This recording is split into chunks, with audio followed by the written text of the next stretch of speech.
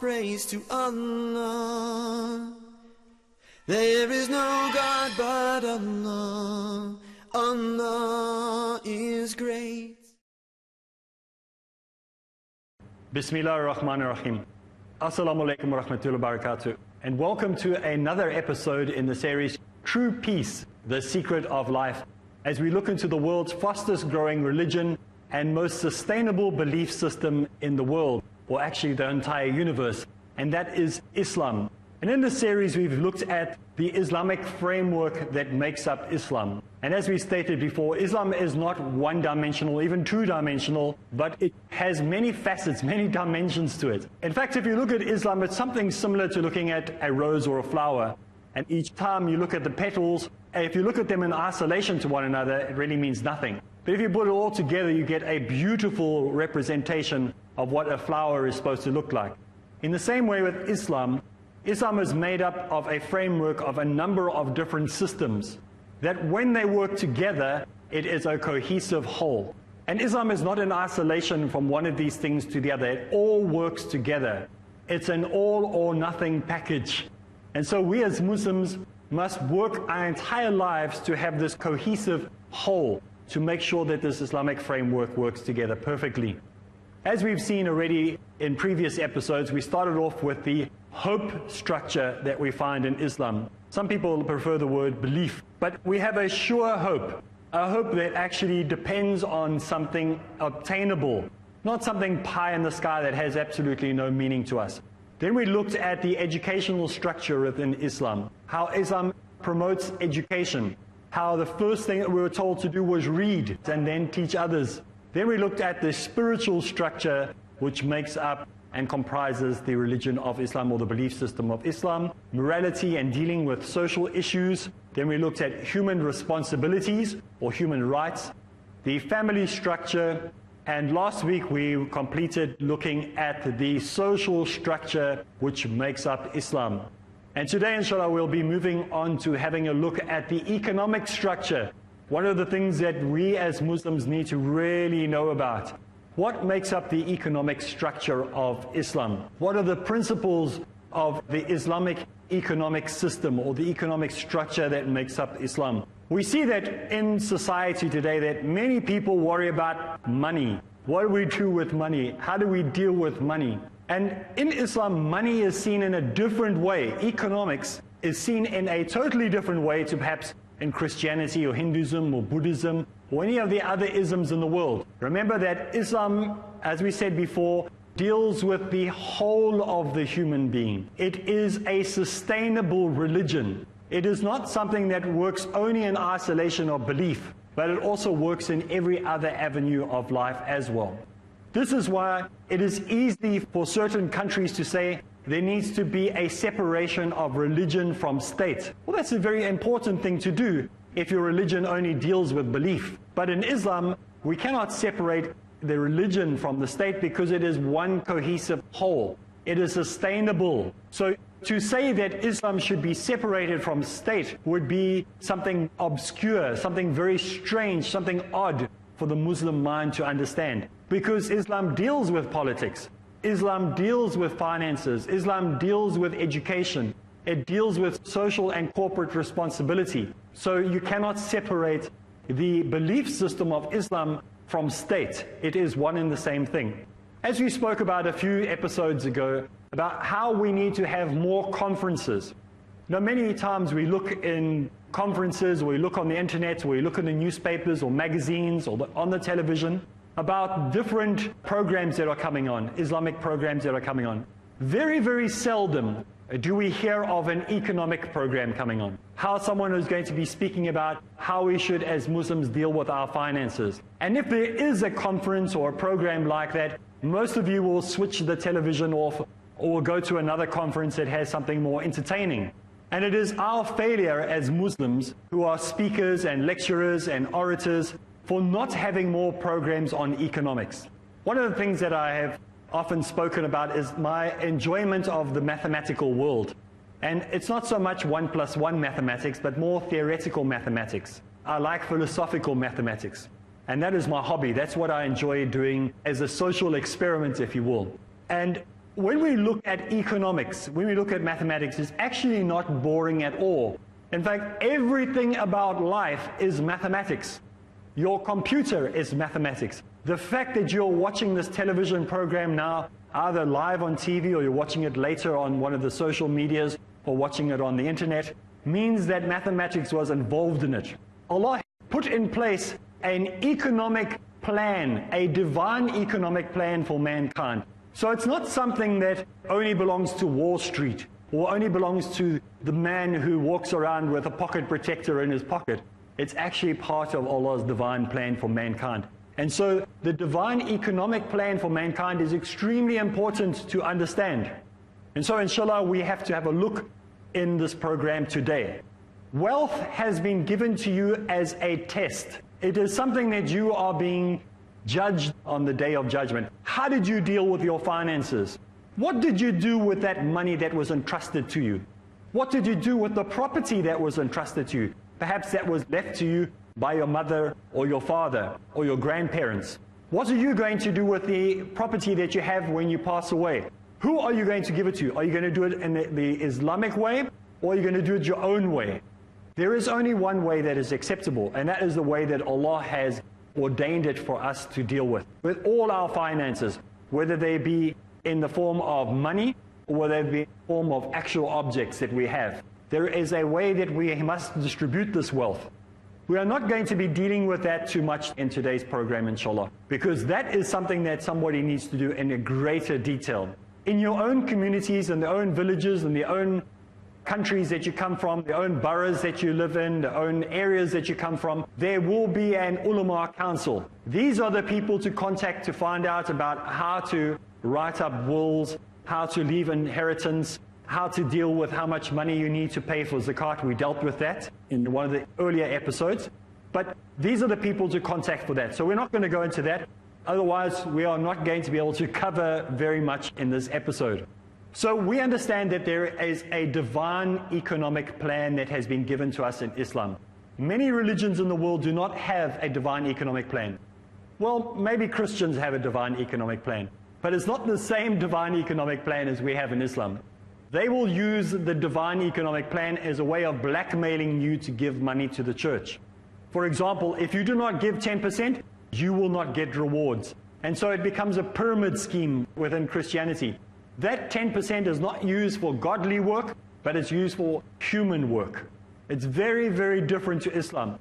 That money that we give, for example, a zakat and that, is not given to the church. It's not given to the Pope. It's not given to deacons or bishops or even priests. That money is given to the poor. It's given to the sick. It's given to the needy that you yourself choose. So there's no corruption involved in that money. It is you cleansing your money. There's no pyramid scheme involved in it. So it's very, very different to the so-called divine economic plan perhaps you'll hear Christians speaking about. This plan is what is being prescribed to you or described to you in the Quran and has been ordained by Allah for you to cleanse your wealth. And remember, this wealth is there for a test. There is nothing wrong with having money. There's nothing wrong with owning things. However, we must put things into proportion and into balance. We mustn't put one thing over another. Mustn't exaggerate things in our lives. So if you have been given a vehicle, it is your duty to look after that vehicle, not to abuse that motor vehicle, not to over-worship it and start spending too much money on it either. So if you spend too much money on it, it is wrong. If you let it fall apart, it is wrong. You have to be a responsible steward for what has been given to you. Now, everything that we have been given in life is a test to see how much effort we're going to spend on that thing that has been given to us. So the target of Islam is to be pleasing to Allah in everything that we do. There are certain things that we do in Islam which we call activities or actions that we do. And these activities that we do in Islam are things like prayer, charity, fasting during the month of Ramadan, and of course going on Hajj. These are these are things that entail us doing some form of action. They're not passive sports. You see, some religions in the world, we will find that prayer is something very passive. Not just because we move up and down and kiss the ground and into town when we perform our salah, but because prayer is more than just words. It's more than just performing our salah. We can worship by the way we do actions, by removing an obstacle from somebody's path, by making it easy for somebody, by helping somebody is an act of worship. So worship is not only something passive in Islam, it's actually something that is active. So we have charity in the same light as prayer. That is not just writing a check or giving money to somebody, but it's been involved in the charity work. You have to go out and do it yourself. It is okay to write that check, but it'd be so much better if you actually find and do the research and do the work and give that money out. Fasting as well. It's something that is active. It's not sitting on the top of a mountain, watching the sun rise behind you in a lotus position, hoping that somehow you're going to connect to the universe. No, that's not it. It is something that you're doing actively. You are thinking about giving up a meal. You are thinking about not drinking, and you're giving that time, that effort to doing good during that period of time. And Hajj as well is an active activity. Now there are resources that we have as Muslims that we gain from these different things. When we perform our prayer, the resource that we get from Allah is that we gain spiritual power. It's like exercise. When you put food into your body, you gain nutrition. That nutrition drives the engine of your body so that you're able to do super things. Even the best computers, the best robots that they've invented in Japan, China, Taiwan, India, Pakistan, wherever they're making robots in this world, all these people that are making these things can never design something as technical as the foot. Think about it for a moment. Next time, stand up, in fact. Where you are, stand up. Stand up and feel how every single part of your foot is moving 1,000 different ways. The left part of your foot is counteracting the balance on the right side of your body. There are thousands of little muscles moving through your foot right now that are telling you exactly how to keep straight, how to hold your position. That's just your foot and your toes. Imagine the rest of your body, how technical it is. So food is doing all that for you, even though you're not even realizing how much work is going into your body while you're just standing there right now. You can sit down again. Now spiritually, the same thing happens with your body and your soul and your mind. When you perform your salah, 1,000 million things are happening to you. You are getting spiritual power. You are gaining strength. When you give charity, a very similar thing happens. You begin to get economic power because you balance everything in your life. When you fast, you get piety and you become closer to Allah. And when you go on Hajj, you get unity with your brothers and sisters throughout the world. Well, it's time for us to take a break, and when we get back from the break, we will continue, inshallah. All praise to Allah. Bismillah ar-Rahman ar-Rahim. Assalamu alaikum wa rahmatullahi wa barakatuh, and welcome back. We are talking about the economic structure within Islam. We look at many countries in the world and we see the economic structure has fallen apart. That's because they don't give charity.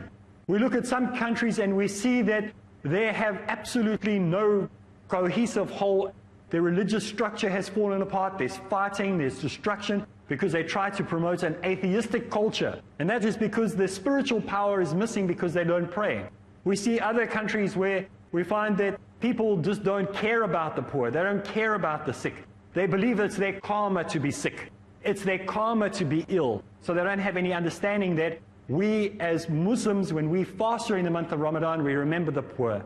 We remember the sick. We remember those in need. And that helps us to be more pious and more caring and more compassionate.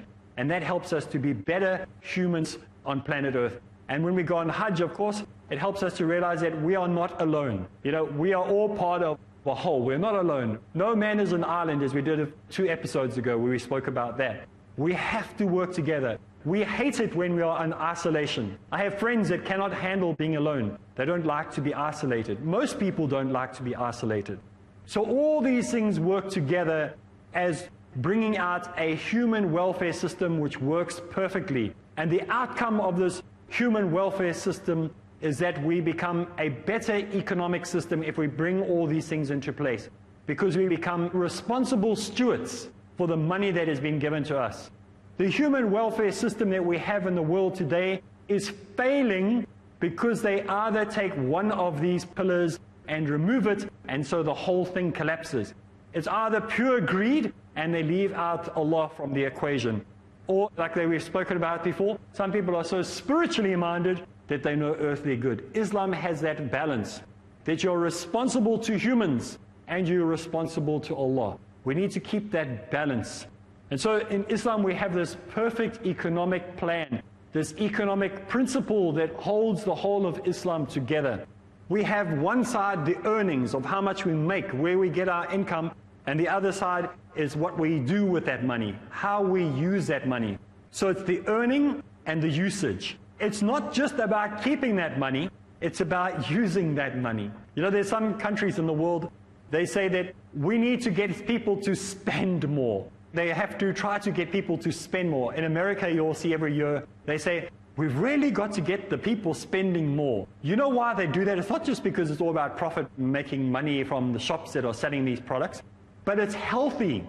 A healthy economy is when you make money and actually spend it again. Otherwise, the economy starts to stagnate, and that's when you have problems. So it doesn't sound very logical, but it is logical. You have to spend money to keep a healthy society. In Islam, we've always known this. We've known this for 1,400 years. In fact, we've known this longer than 1,400 years. All the prophets, from the very first prophet right through to the final messenger, the Prophet Muhammad ﷺ, gave the same message about how we're supposed to deal with funding, how we're supposed to deal with money. So what do we get from our earning side? Well, from our earning side is what we get out of our business, the money that we make from our business. And of course, when we have a clothing store, say we're buying t-shirts or shirts or hoodies or whatever they might be, and we buy them from the person who makes them at $100. I know they're very expensive, but we got good quality stuff here. $100 for the shirt. Then we sell it in our shop at $150. That means we got a $50 profit. That is, in a way, money that we've made from that product. Now we put that money into a savings account. If it makes interest, we need to get rid of that interest. We're not allowed to keep it. And so this is where we need to look at how we have to deal with our Islamic finances.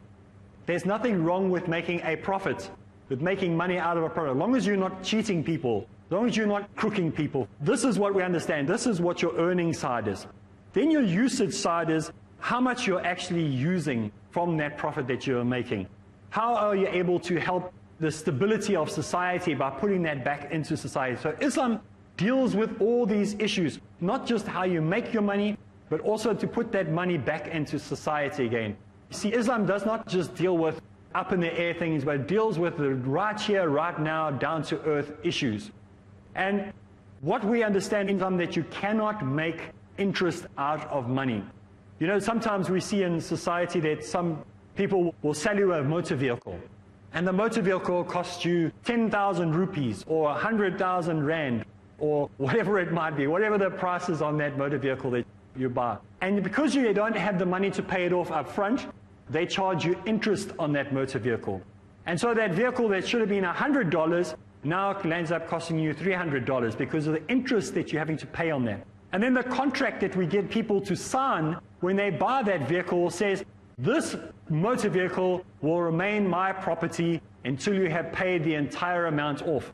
This is not permissible in Islam. We cannot keep people in slavery, because you're actually signing a slavery contract with a person when you say this is not your property, even though you have it, until you have paid it off. You're putting people in bondage through that.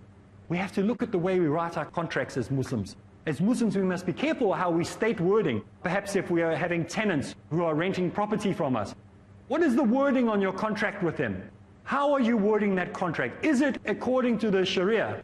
If you have a clothing shop, or maybe you're selling merchandise like televisions or hi-fis, what is the wording? You must be very, very cautious of the way you put it.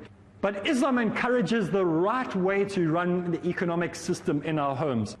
It strongly speaks against putting people in debt. It strongly speaks against making interest or enslaving people into not being able to pay back money that they loan from you. It is your job as a loans officer.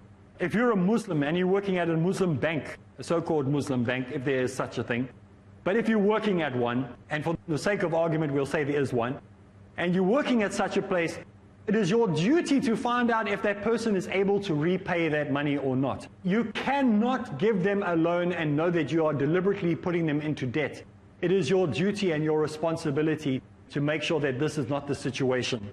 In Islam, we see that many times as people who are dealing with finances, those people who are working in institutions, that we are sometimes aware of the fact that our institutions are not really following the Sharia. It is your duty to go to that bank and say to them, can you show me that this money or the way that you are dealing with my funds is actually going into a proper Sharia compliant account? There are many, many dimensions to the Islamic economic system that we are living in today. All of these economic systems that Islam promotes have to be done as the requirements of Allah Ta'ala has given us in society today. We can't come up with our own clever scheme. Sometimes I see people learning how to hide money. They say, well, you know, we have to pay too much zakat on gold, so maybe you should rather buy diamonds. And trying to hide it. Who are you fooling? This money, it belongs to Allah. You cannot fool Allah. You can lie to yourself some of the time. You can lie to most people most of the time. But you can lie to Allah none of the time. You are crooking Allah. Don't be dishonest with your Creator. You cannot fool your Creator. Be good with your finances, with the money, with what you've been entrusted with. We have to be careful that we do not live in too much luxury in our life, that we keep this balance. Remember that there is a legal system of our spirit, and there's a legal system of our body. Both of these legal systems belong in the Sharia. Who is the head of the Sharia? Allah. He wants you to be cautious of the way you spend your money physically. He wants you to be careful the way you deal with your money spiritually. Physically, you cannot go and buy things when you already have so many things. How many people go waste money on the latest mobile phone or cell phone, and it just sits in the drawer? You'll be held accountable for that. Why did you just buy that thing? Because it's a new gimmick, and you're not using it. That money was entrusted to you by Allah. You could have used it for so many better things. For your children's education, for your family's clothing, for better food and nourishment for your family, instead of going and buying rubbish food now because you went and spent that money on a mobile phone and putting yourself or your family in debt. Spiritually, what are you doing with that money? Don't just give it away to the wrong organizations and not spending the money properly. Find out what they are actually doing with that funding. So you see, Islam incorporates many different aspects to it. Even simple things like opening up your wallet and spending a rupee has to be answerable for. A dollar has to be answered for. A rand, a shekel, whatever currency you're using has to be answered for. You can't just go out and spend that money, because you have to think. Just like we have to be responsible stewards for everything else in our life, we have to be responsible stewards for our capital, for our finances, for our money. And this way, we will live a better life. The secret to success in this episode today, how to be successful. The secret to success is looking after your finances. Making sure that you live a life that is pleasing unto Allah. Well, that's all the time we have for this program. Time goes very quick. Until next time, when we meet again, from me, Areeb Islam, Assalamu alaikum wa rahmatullahi wa barakatuh. Subhanallah, walhamdulillah, wa la ilaha illallah.